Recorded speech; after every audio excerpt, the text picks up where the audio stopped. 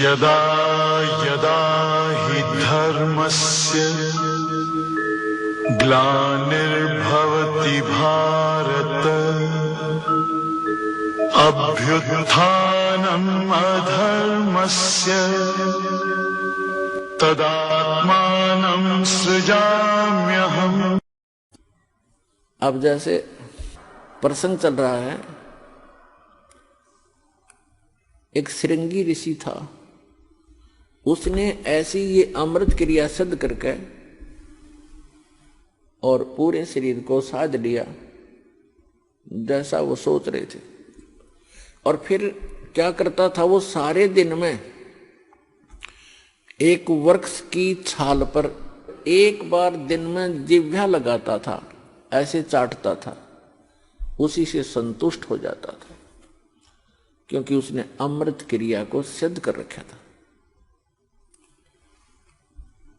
तो उसको इस बात का गर्व हो गया कि अब तूने अपनी इंद्रियों पर काबू पा लिया। वो ऋषि अयोध्या नगरी के पास बाहर बनी में, बाहर जंगल में, वन में, गांव से थोड़ा आधा किलोमीटर की दूरी पर रास्ते के साथ में बैठ गया, वृक्ष की तरफ मुंह करके, और सारा दिन में एक बार वृक्ष के छाल को जिह्वा से चाटे और बस ध्यान मगन रहे। कुछ ही दिनों में आने जाने वालों ने देखा कि एक महापुरुष बैठे हैं, ना खाते हैं, ना पीते हैं, ना सोते हैं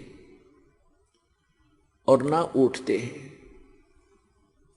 आसपास पूरी नगरी अयोध्या के लिए एक बहुत बड़े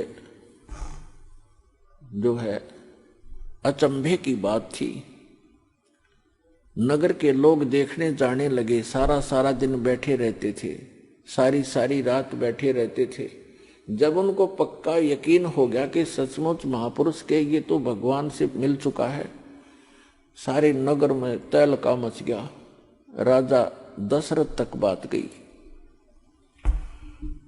राजा भी स्वयं वहां पर गए अपने परिवार समेत संत के दर्शनार्थ, लेकिन संत मस्त हैं, ना किसी से बोलते हैं और न ही दिन रात में कहीं उठते और बैठते हैं, ना जाते हैं, ना कुछ पीते हैं, ना खाते हैं।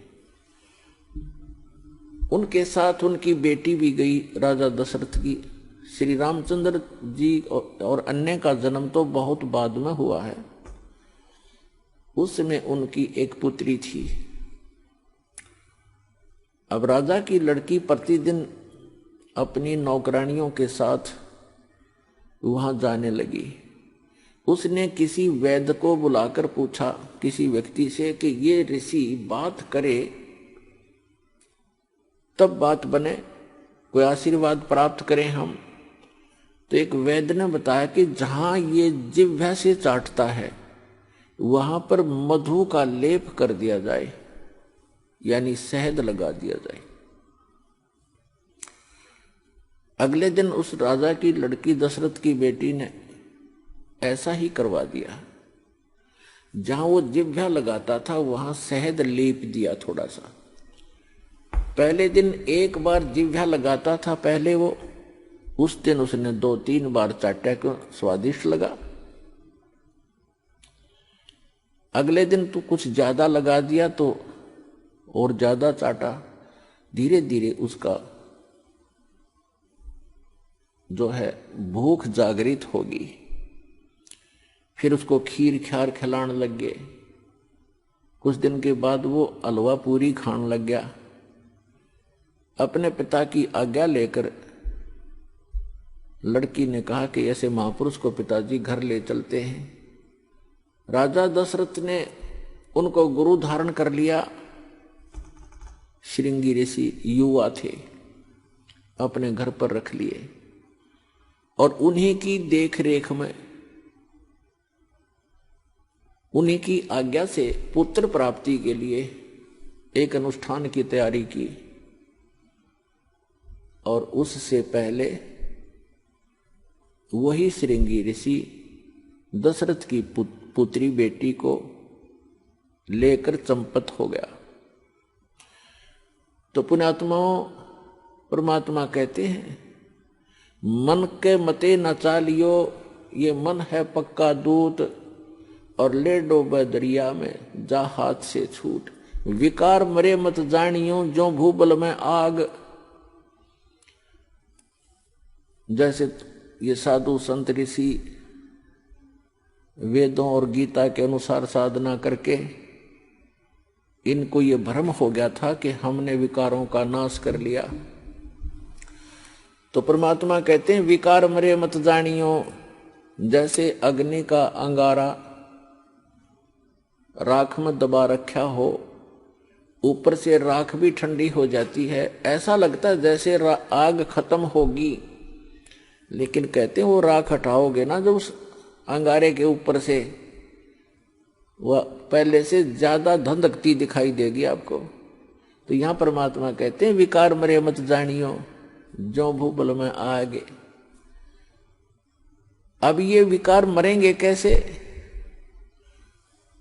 वो क्रिया वही है, लेकिन उनके अंदर जैसे श्वास उश्वास की क्रिया क्या चीज है,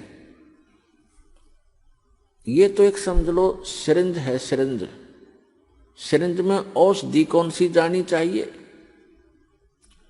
उस औषधि से रोग नाश होता है। सिरिंज के अंदर अन्य औषधि डालकर वैसी ही क्रिया करने से, इंजेक्शन लगाने से रोग नाश नहीं होगा जब तक उस रोग नाश की सही औषधि प्रयोग नहीं की जाएगी। तो अब इस दास के पास वो औषधि है सतनाम की, श्वास उश्वास के सिमरण है, और ये सिमरण से ही आपका मन भी काबू होगा, आपके विकार भी नाश होंगे। परमात्मा कहते हैं इस मानव शरीर के अंदर इतना जो है विकार ग्रस्त है, ये ऐसे ढंग से इसकी कंस्ट्रक्शन है, इसमें ये तो आशा करना ही नहीं कि ये पूर्ण रूप से स्वस्थ हो जाएगा और इसमें कोई विकार नहीं रहेगा। ये तो पैदा ही विकारों से हुआ है। लेकिन इस भक्ति से, सत साधना से ये विकार ऐसे जकड़ दिए जाएंगे, ऐसे बांध दिए जाएंगे कि फिर ये हानि नहीं करेंगे। जैसे कोई पशु है और वो ऐसे फूंफा करता है, मार देता है, सींगों से मार देता, तो उसको बांध दिया जाता है टाइट रस्से तक। अब वो रस्से से इतना टाइट बांध दिया गया है कि वो हानि नहीं कर सकता, फूंफा कर सकता है, लेकिन उसकी सीमा बना दी। तो परमात्मा की इस भक्ति से, परमात्मा के इस ज्ञान से, सत साधना से इन विकारों को ऐसे बांध दिया जाएगा कि ये मन फूंफा करने की चेष्टा करेगा, लेकिन इस तत्व ज्ञान रूपी रस्सा इसको जकड़ देगा और ये भक्ति की कमाई इसको दबा देगी। जैसे कोई भी इंसान है, कोई रिश्वत लेता है, जिसमें उसको ये ज्ञान होगा कि ये रिश्वत तेरा दुश्मन है, ये तो विष खा रहा है, इस तत्व ज्ञान से पूर्ण रूप से विश्वास हो जाएगा, तो उसके बाद मन चाहेगा कि ऐसा ले लूं, मोटी रकम मिल रही है, लेकिन आत्मा धिक्कारेगी, खबरदार इसका हाथ लगा दिया, तो ये फूंफा करके चुप हो जाएगा। इसी प्रकार वो एक और कोई दुराचार की वासना उत्पन्न होगी तो आत्मा इसको धिक्कार देगी, ये ज्ञान इसके आगे खड़ा हो जाएगा और इसका उस वहीं पर रुकावट हो जाएगी। तो इस प्रकार हम इन विकारों को भी रोकेंगे इस भक्ति और इस साधना और इस ज्ञान से, और हम अपना आत्म कल्याण भी आसानी से करवा पाएंगे।